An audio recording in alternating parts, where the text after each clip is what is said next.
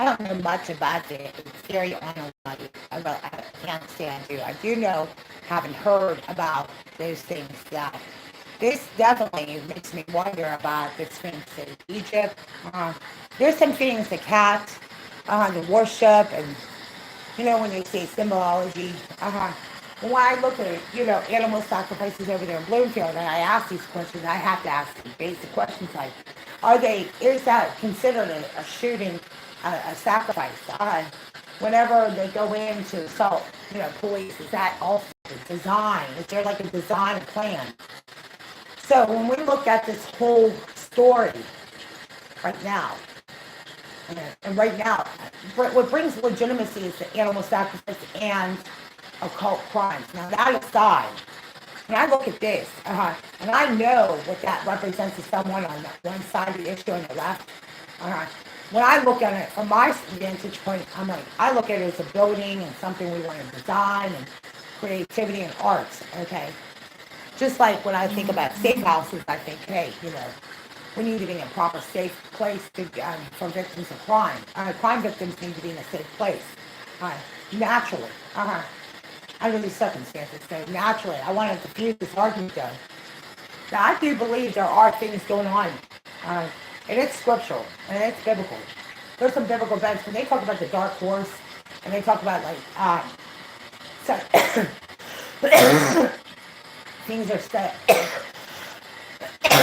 up in motion. When we go through the motions, I look at this and I say, okay, there's a couple theories out there. If you watch the news and if you watch TV, you say, okay, there's some things that are very questionable. And then you say the hidden agenda is to push another agenda. I definitely believe there's been an agenda pushed here. When a domestic violence is a fear for their safety, which is obvious, yeah. And we go and ask for help and we're left in a situation that's desperate, yeah. And the threats that were made against us, this is a reality for us.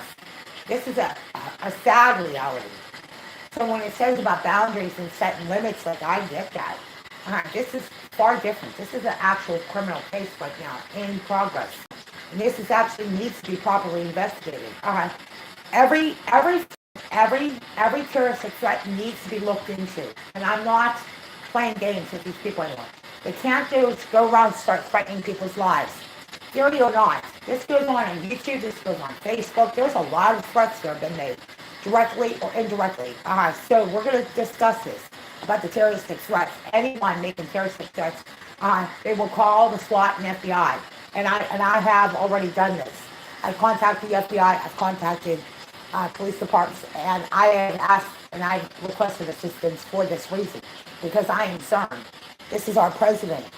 This is our country, and we need to start looking at it seriously about the threats online or wherever they're making threats. That's how serious it is. And we're getting a little exhausted.